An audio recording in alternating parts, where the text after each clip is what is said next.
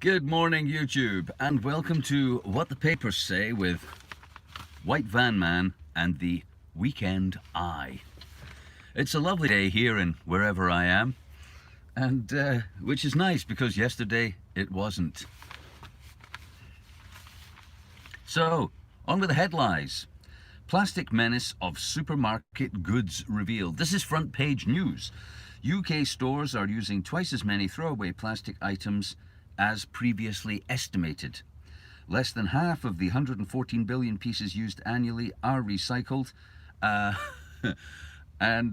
Investigation shows 45 billion plastic items could be removed from shopping baskets within 5 years. So, a couple of things. First of all, less than half of the 114 billion pieces annually are recycled. If they mean less than half of them are shipped to Turkey where they're burned at the side of the road, if that's the kind of recycling you mean, then none of them are recycled. Absolutely none of that plastic shit is recycled at all whatsoever.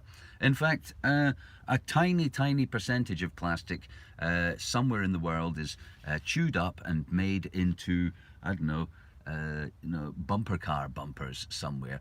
Recycling plastic is difficult, expensive, and business has no interest in things which are difficult and expensive. We used to ship our plastic to China, where they burned it at the side of the road. But now, because the Chinese said, no, we're not doing that anymore, we ship it to Turkey, where they burn it at the side of the road. Nothing is recycled. It's a lie. One of the many lies you are told on a daily basis. And I should just like to apologise for yesterday's rather short and a bit shouty What the Papers Say. I was driving at the time and I was aware that because of the noise in the cab I kept leaning forward and raising my voice, making me seem a bit like an angry white man. Which I'm not. I'm not angry at all. I don't give a fuck. I honestly don't, really. I genuinely don't. The cosmos is large enough to afford this planet the luxury of coming and going in and out of existence without anybody really caring whether or not the plastic is recycled or not. But since we're being lied to on a wholesale and regular basis daily, in every way possible, I get some pleasure from pointing it out. Investigation shows that 45 billion plastic items could be removed from shopping baskets with 5 years. That should read, your future reveals that 45 billion items from your shopping basket will not be available within years. Because I assure you, there'll be much less food wrapped in plastic in the future. Really, there will. There will be a great deal less food wrapped in plastic in the future because there'll be a great deal less food. Cheers. Enjoy it while you can. See that out there? This is as good as it gets. It really is. This is every day is as good as it gets. And the next day, not quite as good.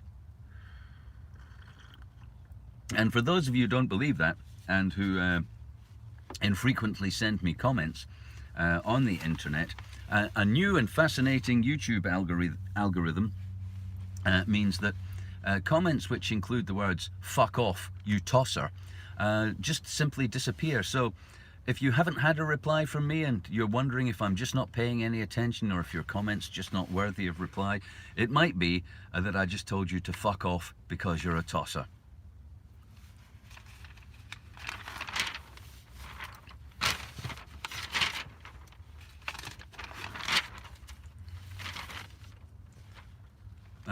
Britain trains soldiers for repressive regimes. The British military has provided training to the armed forces of a succession of repressive regimes from Belarus to Bahrain, according to official records. What? We're waiting on official records? Really? We're relying on official records to tell us what Britain does? I don't think so. Surely we know Saudi Arabia, Egypt, the United Arab Emirates, amongst others. Surely we know we're training these people and arming them. You know, what, we're waiting on an expert pointing it out? However, the Defence Ministry insisted, I like this, they insisted that all of its training abroad emphasised the observation of human rights. Now, I like a bit of neuro-linguistic programming, so I can assure you that the observation of a human right goes something like this. Look, you're beating him to death in the cell. You're not doing it quite right, but you are beating him to death in a cell. Look, you've arrested and detained those dissenters simply because of their political views. Do you see? Do you see what you're doing there? Do you see? Now that's the observation of your human rights. So, in fact, there's quite a few neuro-linguistic programming things in the paper today. Here's another one. Food campaigner calls on customers to cut the rap. Hugh Fernley Whittingstall. A man who lives on a farm with a big piece of land where he can grow his own food. I'm sure all you tower block living people are in awe of Hugh Fernley Whittingstall's care for the environment, and you no doubt share his desire to live on a planet that is not damaged by our unnecessary and rapacious needs. Meanwhile, we all gotta eat. Hugh. Hugh says that we should do away with single-use plastic. We need to make them want to reduce throwaway plastic where possible. He's talking about supermarkets. Greenpeace is also calling on supermarkets to halve their use of throwaway plastic. And so the plastic and packaging director of Aldi said, cutting our plastic footprint is a challenge. And Ben Thomas, the environment manager at Waitrose, said, removing unnecessary plastic is a priority for us and something we know is important for our customers. Now, none of those statements mean jack shit. In fact, removing unnecessary plastic is a priority for us. Doesn't mean they're going to do anything. What's unnecessary and what's a priority? And even if they don't wrap your sausages in plastic and you're still buying sausages, and those sausages arrived on diesel trucks from Norfolk, this is as good as it gets. There's no way to live like this and not do damage. There really isn't. If you don't want to do damage, strip naked and live in a yurt made by pressing the dropped fibers of sheep that you herd in an imaginary pasture, because everything else is pollution and damage. Fall in viruses across England.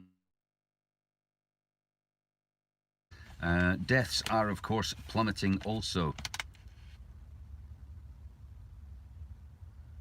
I did receive a message from somebody in America who pointed out that quite a lot of people are dying in America. But one of the things I would say about that is coronavirus is real. It does kill sick, weak and vulnerable people. Now the thing is, in Scotland, perhaps as a percentage, we don't have quite as many fat people, obese people. There may be a lot of people dying in America, but that may be because people, and coronavirus kills fat, weak people. Obesity being one of the primary indicators of weakness to the coronavirus. So, you know, I'm not sure people are less fat because they're dying from starvation. Here's another piece of headline. Makes it sound like a wonderful thing has happened. Like it's wonderful. Okay, we do seem to be having a connection problem today. I'll press on and see what happens. Fewer than 400 fines have been issued to people for not wearing face masks on public transport. The Transport Secretary Grant Shapps admitted, as if it's a failing. I'm sorry, we really wanted to force more people to cover their may still be alive, I'm not sure. First Minister of Scotland. We really are struggling with the connection today.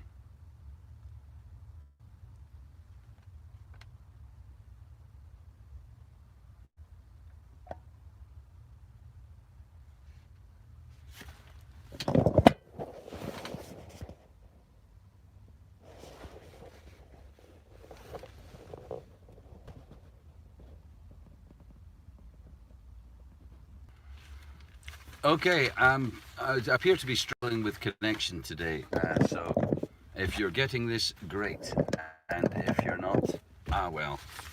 First Minister of Scotland rules out intimidating people into going back to work. Another headline I'd like to change to: First Minister intimidates people into obeying her every diktat. She doesn't want to intimidate you into going back to work, because in the giant socialist state of Scotland, we're going to pay you to stay at home. No, but she does want to intimidate you to vital that you obey the rules. It's vital that you do not have indoor house parties. It is vital that you remain in your bubble.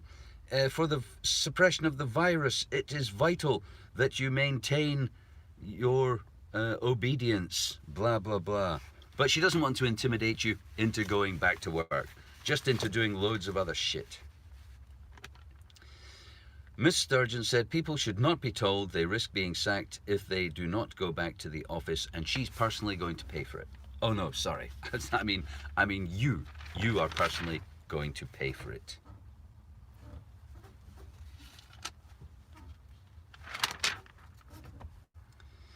More coronavirus news, if such a thing were possible. Unbelievable. Vets could be called up to help deliver COVID-19 jabs. Vets, because you are livestock. That's right, you're just an animal to be vaccinated in a vast, involuntary medical experiment. Vets could be among those chosen to administer COVID jabs under plans by the government to ensure any new vaccine can be deployed as quickly as possible. Before everybody realizes what a load of shit this is, deploy that vaccine as quickly as possible before nobody dies anywhere and people go, fuck off, man, I'm not having that virus. Nobody is dying. 2 people died yesterday in Scotland, okay? That broke the record of 6 weeks with no deaths. Both of those people died in a care home from being 90. They were 90. They died. They were old. I'm sorry if it's your gran, but really.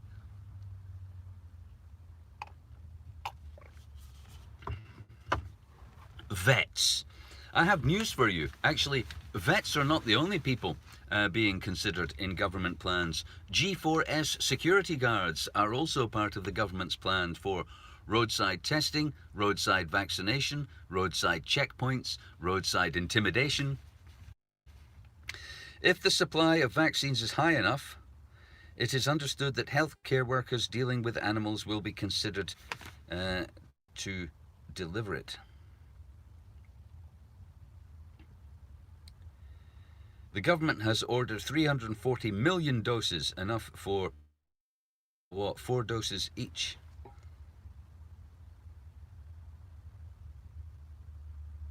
If we develop effective vaccines, it's important we make them available as